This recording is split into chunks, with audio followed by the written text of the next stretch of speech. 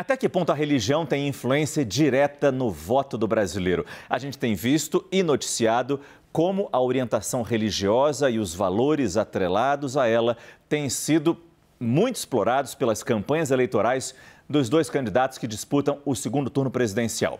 Hoje, a presidência da Conferência Nacional dos Bispos do Brasil tornou pública uma nota em que lamenta a intensificação da exploração da fé e da religião como caminho para conseguir votos. Os bispos recordam que a manipulação religiosa desvirtua valores do Evangelho e tira o foco dos reais problemas que precisam ser debatidos e enfrentados no país. Nesse texto, e você vai ver um detalhe dessa nota, a entidade afirma o seguinte: momentos especificamente religiosos não podem ser usados por candidatos para apresentarem suas propostas de campanha e demais assuntos relacionados às eleições. Desse modo, a Conferência Nacional dos Bispos do Brasil lamenta e reprova tais ações e comportamentos. E eu já coloco esse assunto aqui no centro da nossa arena porque há uma clara divergência da cúpula da CNBB com o que vem sendo feito nas campanhas eleitorais. Eu começo com você, Yuri. A nota não fala de nenhum candidato, não cita nenhum candidato, nem cita nenhum momento específico, mas a gente lembra que Jair Bolsonaro esteve no Círio de Nazaré, planeja ir amanhã a Aparecida, lá no santuário, pelo Dia da Padroeira do Brasil. Lula se encontrou, é preciso que se diga também, com frades franciscanos. Estão todos envolvidos aí estão todos citados nessa nota? Não é de hoje que a gente vê políticos frequentarem eventos religiosos. Márcio, deixa eu dar uma boa noite antes para você, Raquel, Caio, quem está com a gente. A grande questão é como fazer isso, no fim das contas, né? Estava relembrando, por exemplo, Dia de Aparecida, que inevitavelmente em outras disputas de segundo turnos a presidência, caíram entre o primeiro e o segundo turno. E aí, relembrando, por exemplo, 2010, tanto Dilma Rousseff, então candidata, quanto José Serra, então candidato, foram à Aparecida no dia 12 de outubro. Daí a transformar essa ida num grande evento de campanha é outra questão. A gente viu em diversos estados procissões religiosas, faz parte da cultura desses estados, de algumas cidades, e os políticos frequentarem esses lugares, né? Lavar as escadarias de Nossa Senhora do Bonfim, em Salvador, própria procissão de navegantes em Porto Alegre, ou mesmo pensar ali no Círio. A grande questão é como o político faz isso. E aí é inevitável a gente levar em conta que essa nota da CNBB é divulgada, como você disse, alguns dias depois de Bolsonaro ter ido ao Círio de Nazaré e um dia antes de dizer que vai à Aparecida, à Basílica de Aparecida, no dia da Padroeira do Brasil. O grande ponto me parece, nesta campanha, é que a religião, de fato, se tornou um aspecto de divisão, de clivagem, muito mais forte do que em outras campanhas, ainda que diversos desses componentes de ordem religiosa e moral já estivessem colocados no debate. E, de novo, me referindo a 2010, foi talvez a primeira campanha em que houve uma discussão aberta por parte de candidatos à presidência sobre ampliar ou não as previsões legais para o direito ao aborto das mulheres. E essa nota da CNBB também vem no momento em que a campanha de Lula discute, Raquel, se vai lançar ou não uma carta para os evangélicos, uma carta que também poderia citar os católicos também. A mistura é inevitável, como o Yuri falou, de religião e política, mas percebe-se que a CNBB não está gostando disso. É interessante que na carta a CNBB faz uma pontuação muito importante, né, Márcio? Ela diz, não me lembro das palavras exatas, mas que é ruim que isso esteja tirando o foco das discussões que são realmente relevantes para o país. E aí, né, estamos falando de desenvolvimento, de renda, das discussões que importam para a população. Miséria, que é um tema importante, né? Miséria, exatamente. A gente tem um trabalho de base, tanto da Igreja Católica quanto dos evangélicos, muito forte com essa questão da miséria no país, né? É muito intenso esse trabalho.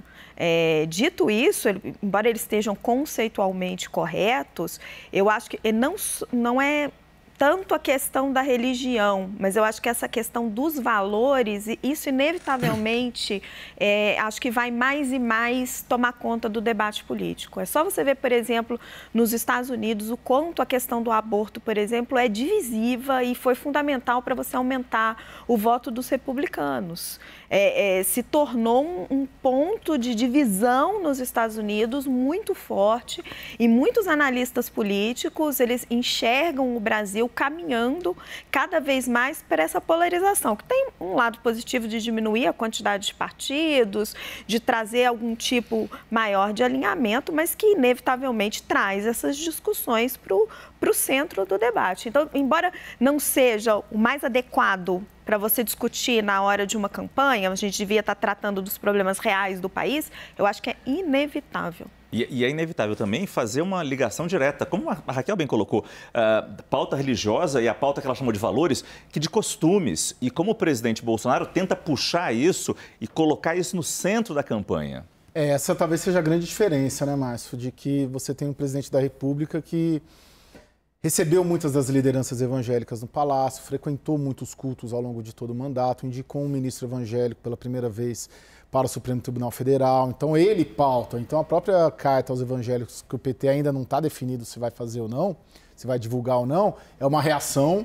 Porque se não houvesse um lado do campo político, de certa maneira, explorando esse assunto e essas questões todas, o outro lado não estaria elaborando uma reação e batendo cabeça, né? Porque o que o PT está fazendo é batendo cabeça em relação a isso. Não é um fato novo, mas pela primeira vez, assim como, só fazendo um paralelismo, assim como a questão da UNA, do Supremo Tribunal Federal, de ampliar a vaga do Supremo, é uma questão que o presidente pauta, a questão religiosa é o presidente principalmente pautando, e aí obriga o outro lado a, de alguma maneira, mas você não acha esmiuçar uma reação. Que ele pauta também em resposta a um eleitor que demanda isso? Eu acho que se fosse uma questão... O que você acha que alimenta o quê? Não, eu creio que se fosse uma questão só da campanha, aí a gente poderia ir por aí. Mas é uma questão do mandato. O mandato dele, ele explora essa questão religiosa. Mas será que ele não capturou esse sentimento, Caio? Sim. Ele tem a primeira-dama, Michele, é evangélica, né? O Bolsonaro não é evangélico, é católico, mas se aproximou de todas essas lideranças. Mas não é uma coisa de junho para cá, de agosto para cá, e não estou justificando, nem fazendo um juízo de valor sobre isso. Só estou colocando, é uma questão de 4 anos, não é uma questão de 2 meses. E aí, de certa maneira, ele... na campanha anterior, né? Mas a minha sensação é que ele percebeu um sentimento, uma demanda da população, capturou e encarnou esse sentimento. De novo, na campanha de 2010, houve uma discussão forte de segundo turno sobre aborto entre Dilma Rousseff e José Serra. José Serra, ainda numa campanha do PSDB, pautou em um determinado momento toda essa discussão sobre ampliar ou não ampliar as previsões legais para o direito ao aborto das mulheres. Colocou isso, dizendo que a esquerda queria fazer isso. Foi o primeiro momento em que uma campanha de oposição ao PT se incorporou desses valores, desse tipo de agenda. Se lembrar, por exemplo, 2006, que foi a eleição anterior entre Lula e Alckmin, o debate foi eminentemente político. Tanto que era a discussão das privatizações que o Alckmin teve que dizer que não ia privatizar nada. Nós falamos muito dos valores cristãos, desse debate todo envolvido em valores, questões de aborto, droga, por exemplo, mas as igrejas, elas têm interesses também, tributários. Há outros interesses também que esses debates não afloram. E muitas vezes a concessão por parte dos governantes, sejam Palácio do Planalto, sejam os governantes estaduais, às igrejas em geral, seja católica, seja evangélica, também é um motivo de atração dessas lideranças. Eu sei que a questão da receita e questão tributária, eu sei que este governo ajudou sim, de fato, os segmentos evangélicos. E tem uma questão, que numa apuração que a gente deu semana passada, a gente falou essa semana aqui disso, eu acho, da questão do Cristo Redentor. Né, de Bolsonaro querer fazer um evento no Cristo. Exatamente, mas tem uma questão por trás disso, porque a campanha do Bolsonaro sente que a Igreja Católica, a Arquidiocese do Rio de Janeiro, lhe deve um acordo que foi feito e costurado dentro do Palácio do Planalto, com o Ministério do Meio Ambiente, porque o local onde está o Cristo Redentor é o Parque Nacional da Tijuca, você carioca conhece melhor do que eu, que é administrado pelo ICMBio, e ali no Cristo Redentor tem um monte de lojinha. E eu sei que em abril desse ano foi fechado um protocolo no qual a igreja consegue arrecadar ou ter uma participação no ingresso que é coletado. Então, mas diante dessa nota da CNBB, será que eles vão manter esse evento no Não, esse evento não está... Eles tentaram para o primeiro turno e gostariam para o segundo turno. O que eu só estou querendo colocar com essa ilação, assim, com essa ideia, é de que há outros interesses para além da defesa da concepção da vida, do combate à droga, do combate ao aborto. Tem outras questões administrativas, fiscais, tributárias, envolvendo essa relação Estado e religião e lideranças religiosas, que não aflora. Isso não aflora. O que fica sempre é no campo da vida, do aborto, da droga. Não afloram esses outros interesses e acordos que são feitos dentro dos palácios. É que a nota da CNBB parece que vem num timing perfeito quando Lula precisa ganhar eleitores no campo evangélico e Bolsonaro persegue eleitores no campo católico, Felipe. E, inevitavelmente, a CNBB está percebendo que a religião está sendo usada nessa eleição, eu não sei se mais do que nunca, mas intensamente neste momento. Boa noite, Felipe. Boa noite, Márcio. Boa noite a todos. É bom lembrar que havia, por exemplo, um assessor político na CNBB, o Daniel Seidel, que era um ex-candidato petista a deputado federal em 2002 e distrital em 2014. Até abri aqui o meu texto de 2015 a respeito disso. Havia também gente ali endossando as narrativas petistas no CONIC. Eu já citei isso aqui nesse programa.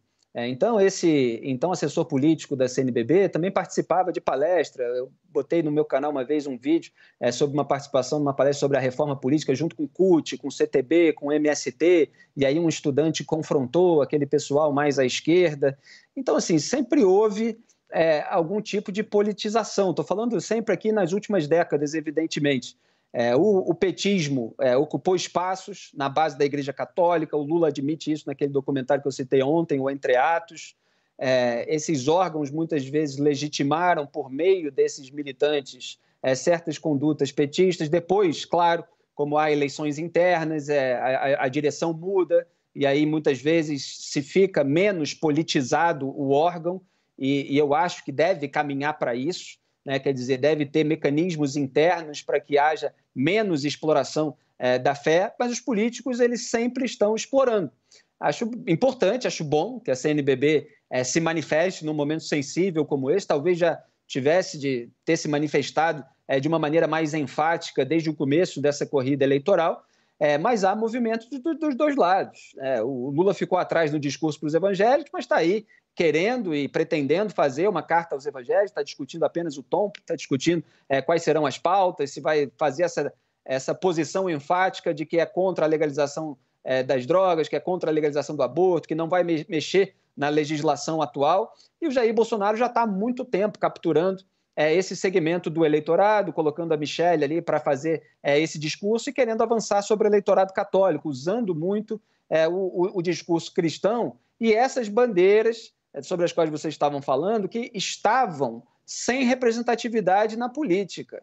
E nós apontávamos isso em artigos, em colunas, apontávamos os resultados das pesquisas, Datafolha e Ibope, ao longo de anos e anos, antes que algum político se apropriasse dessas bandeiras, apontava uma posição majoritária da população brasileira nesse sentido.